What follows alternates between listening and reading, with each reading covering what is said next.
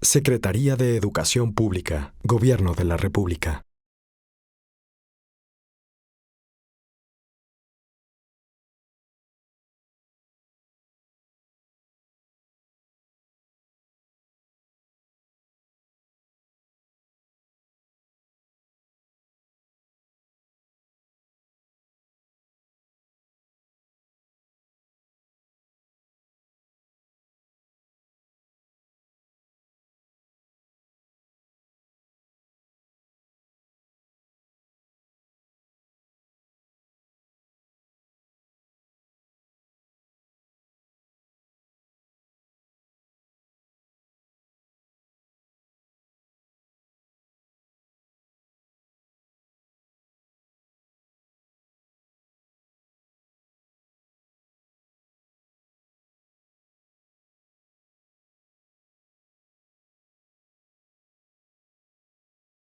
Muy buenos días. Alejandro, muchas gracias por la invitación y felicitarte por este año de gestión, por la reelección y además por todo este trabajo que hacen en favor de la lectura,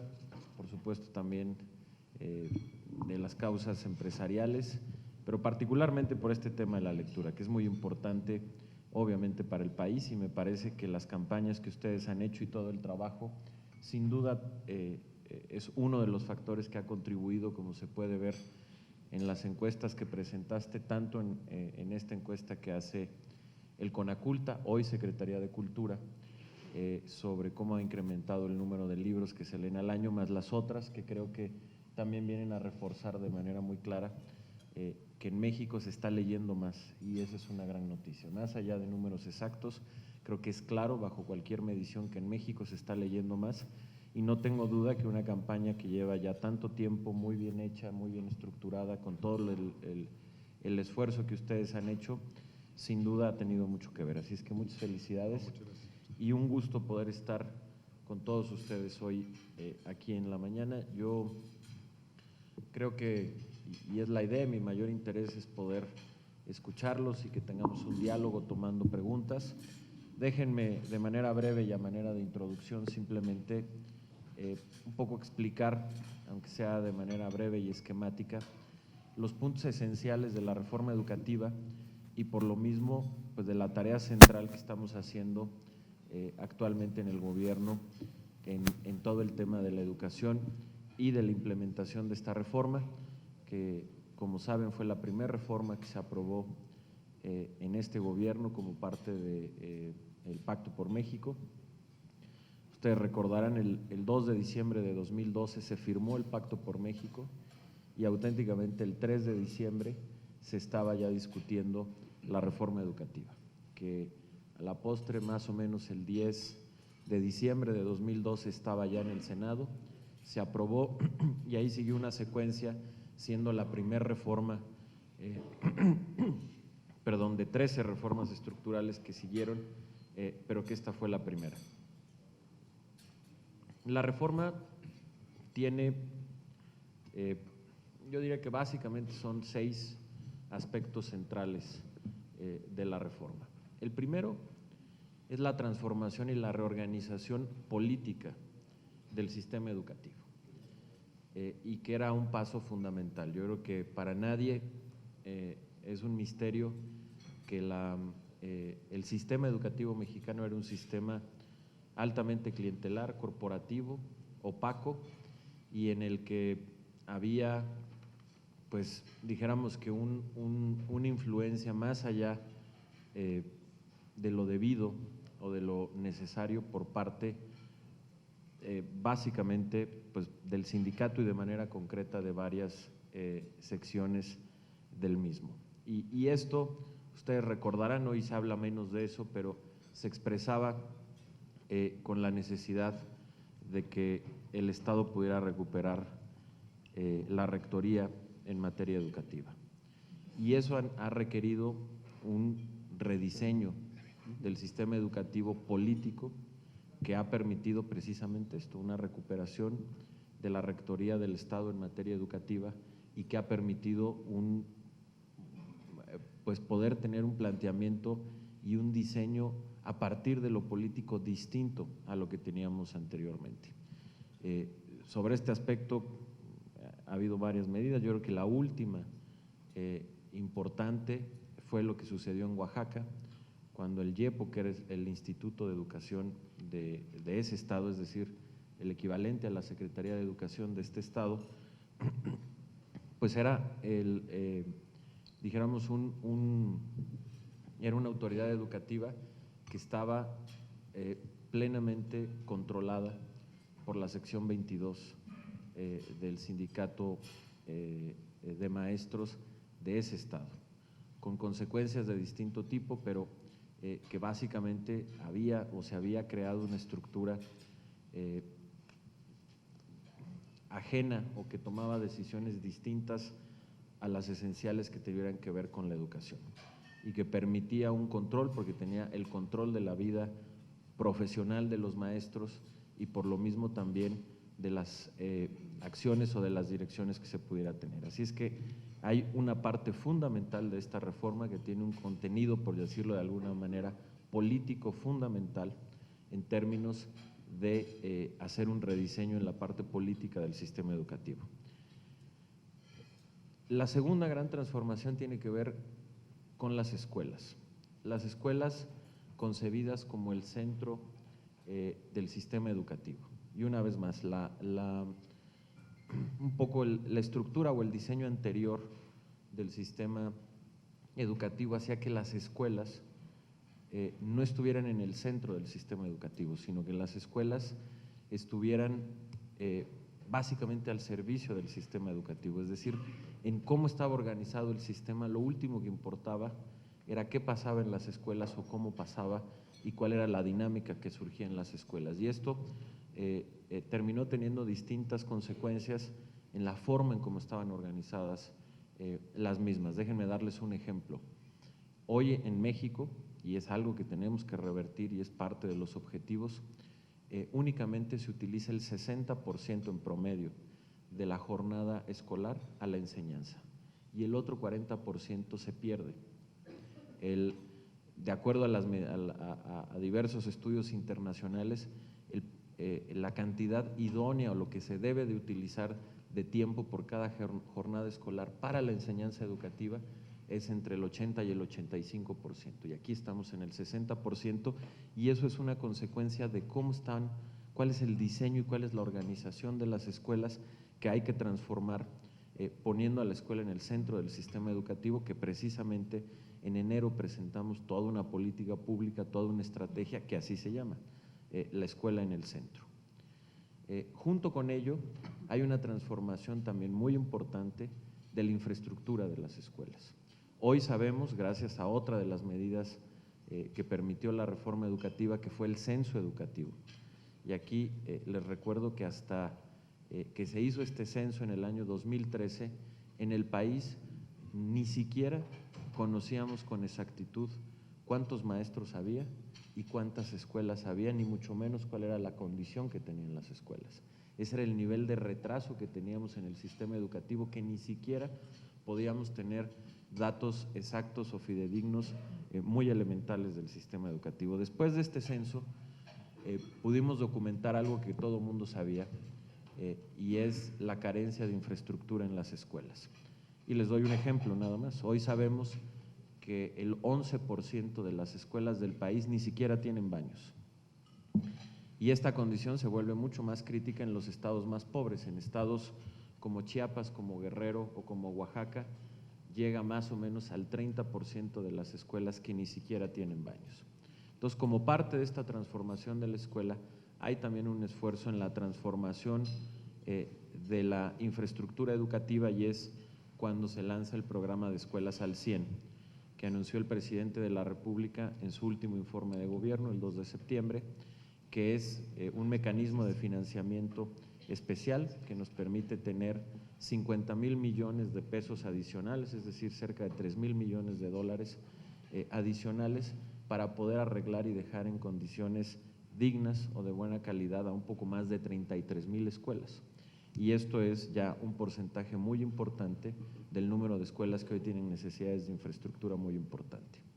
Entonces, decía, hay primero una transformación política, hay una segunda transformación de la escuela que incluye un cambio de su organización interna más un programa específico y especial para mejorar la infraestructura. Hay una tercera transformación que tiene que ver con el desarrollo profesional docente de los maestros. Y esto tiene 3 etapas. La primera es la evaluación, que es lo que mediáticamente ha sido más notorio y que es sin duda una parte muy importante, pero que es tan solo, es decir, la evaluación no es un fin en sí mismo, la evaluación simplemente nos permite poder conocer con mucha mejor exactitud cuáles son las fortalezas, pero también las áreas de oportunidad y de mejora que tienen los maestros. Y a partir de ello, el siguiente paso que tiene que ver con la capacitación, que también hace 3 semanas dimos a conocer los resultados de la primera evaluación que se hizo de maestros, que se hizo entre los meses de noviembre y de diciembre. Hace 3 semanas di a conocer los resultados y hace 2 semanas y la semana pasada di a conocer la nueva estrategia de formación continua, que es lo que acompaña a la evaluación. Es decir, estamos evaluando, se conoce mejor cuáles son las áreas en las que requieren mejorar los maestros y por lo mismo hay que capacitarlos. Esta capacitación y este nuevo plano, esta nueva estrategia de capacitación que hemos presentado, pues tiene de entrada, y es parte esencial de la reforma, un presupuesto que pues nunca se había tenido. Pasamos hasta el año pasado, el presupuesto de los programas federales para la capacitación de maestros era de 200 millones de pesos, este año es de un poco más de 1,800 millones de pesos, o sea, es un incremento casi de 900%, que nos ha permitido hacer un planteamiento mucho más integral y ambicioso para la capacitación de los maestros, pudiendo diseñar casi, permítanme que una expresión coloquial, un traje a la medida de las necesidades de cada uno de los maestros y ahora particularmente conociendo cuáles son las áreas de oportunidad o de mejora de quienes se puedan evaluar. Y habrá una tercera parte en esto del desarrollo profesional docente de los maestros que tiene que ver con la educación inicial, es decir, dónde se forman los maestros, que más adelante, en este mismo año, estaremos presentando una estrategia de fortalecimiento de las normales, pero no solo de las normales. Hoy, otro de los temas que da o que hace la reforma es que no son ya las normales los únicos que pueden preparar maestros. Hoy en día, cualquiera, un normalista o cualquier otra persona que tenga un título de licenciatura, si así lo decide, se puede presentar al examen para ser maestro y si consigue el puntaje necesario para entrar al servicio profesional docente, lo puede ser. Entonces, junto a las normales, ahora las universidades, que es algo nuevo, se suman también a la formación de maestros y habrá que hacer toda una estrategia de formación inicial que acompañe este proceso. El cuarto punto de transformación, que es lo que estaremos presentando en abril, todo lo que he venido mencionando, pues es algo que ya está en funciones, que hemos venido presentando particularmente durante este año, tanto el programa de Escuelas al Centro, el programa de Escuelas al 100, la evaluación, sus resultados, el programa de capacitación, y en el mes de abril vamos a presentar lo que serán los nuevos planes y programas de estudio, que eso tiene que ver con los contenidos, ¿no? Y un poco rehaciendo este modelo es un cambio político, un cambio de la escuela, un cambio en la formación de maestros y un cambio en lo que se enseña. La ruta que vamos a seguir para los nuevos planes y programas es una ruta larga, vamos a estar presentando en abril estos planes y programas junto con un documento que pueda ordenar y que plantee lo que es el nuevo modelo educativo derivado de la reforma. Estaremos convocando a foros no muy largos, de 1 mes, 2 meses, en donde estaremos invitando pedagogos, expertos, maestros, autoridades locales, al sector privado, por supuesto, a que se opine sobre los documentos que está presentando la Secretaría de Educación, poder conocer distintos puntos de vista, incluso debatirlos, etcétera, y después de un conjunto de foros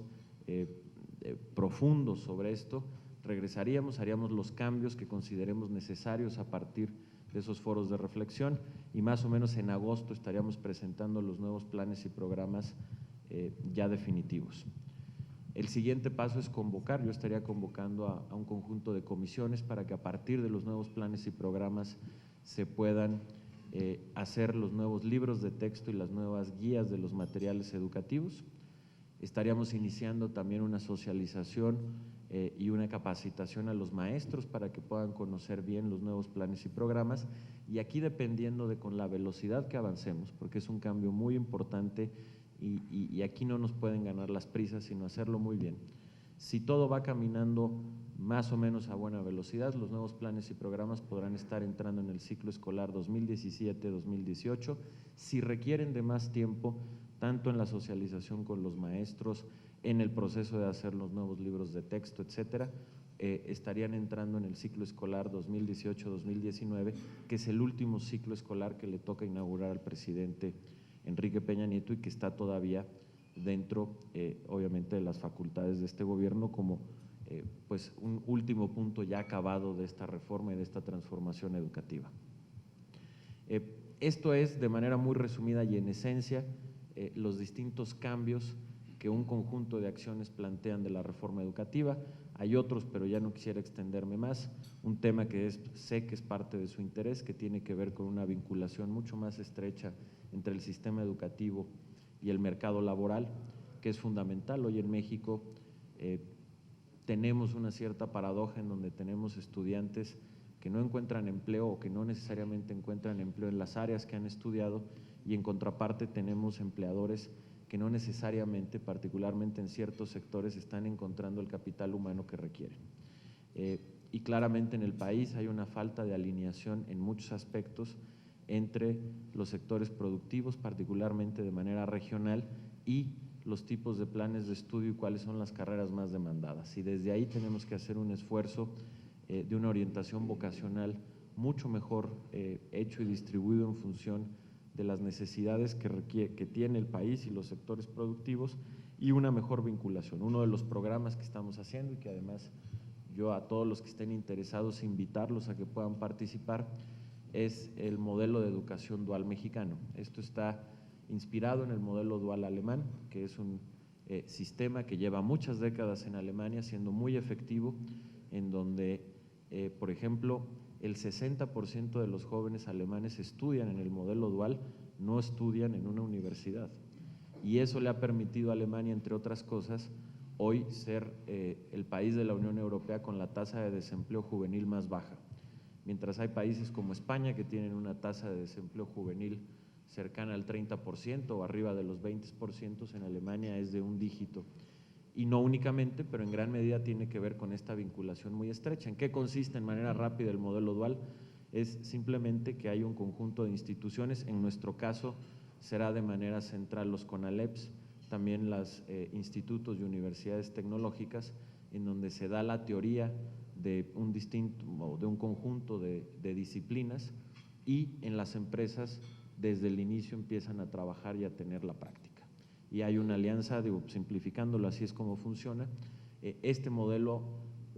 dual mexicano ya está funcionando, pero lo tenemos todavía a una escala muy pequeña, prácticamente es como un programa piloto, y lo que ahorita necesitamos es darle mayor escala y que participen más empresas dentro de este modelo dual, que además es abierto a muchas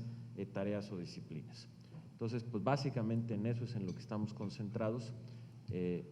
Reitero de manera muy resumida, pero estos son los cambios que en conjunto representa la reforma educativa, que ninguno por sí mismo o en aislado es suficiente para lograr el cambio integral que queremos para subir la calidad de los aprendizajes en el país. Cada uno de estos forma una pieza de un rompecabezas que se tienen que acomodar, lo tenemos que ir haciendo de manera simultánea, porque toda esta transformación, desde la transformación política del sistema educativo, la transformación de la escuela, la de la formación de los maestros, lo que se enseña con los nuevos planes y programas, y este tipo de medidas como una mejor vinculación entre el sistema educativo y el mercado laboral, son las que en un conjunto nos permitirán aumentar la calidad de la enseñanza. Y es básicamente en lo que estamos, y pues yo les agradezco mucho y estoy a sus órdenes para cualquier pregunta y comentario.